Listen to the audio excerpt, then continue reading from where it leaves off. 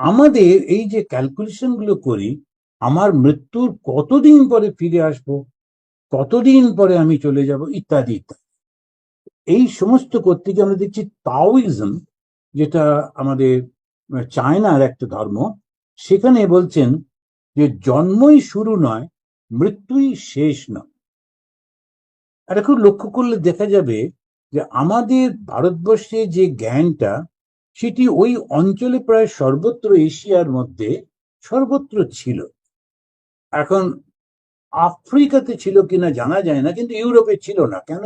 কারণ ইউরোপ সেই সময় অতটা অ্যাডভান্স হয়নি, ওরা থাকা খাওয়া নিয়েই ব্যস্ত থাকতো। কিন্তু এশিয়ার প্রত্যেকটা কান্ট্রির মধ্যে এই জ্ঞানটা খুবই ছিল।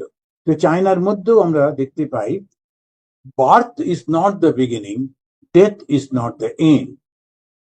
আর জৈনিজম, তারা বিশ্বাস করে যে পবিত্র ও চিরন্তন আত্মা জাগতিক বিষয়ের সঙ্গে আটকে গেছে, তো সেইখান থেকে তাকে মুক্ত করতে পারলেই মুক্তি। সুতরাং আমাদের শরীর, মন, বুদ্ধির সঙ্গে সঙ্গে আর একটি রয়েছে, সেটি হচ্ছে আমাদের আত্মা।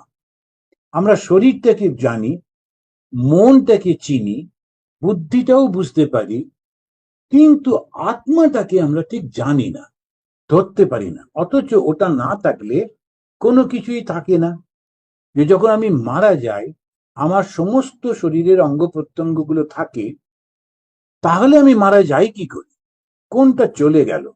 ওই যেটি চলে গেল তাকেই আমরা বলি আত্মা। একটু আলাদা করবার জন্য বলি জীবাত্মা। তো এই জীবাত্মাটা কোথায় যায়? শরীরটা ত্যাগ করে চলে যায়।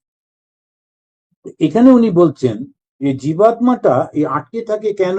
তার কারণ ওই বিষয়টা কেউ ভালোবেসে ফেলে।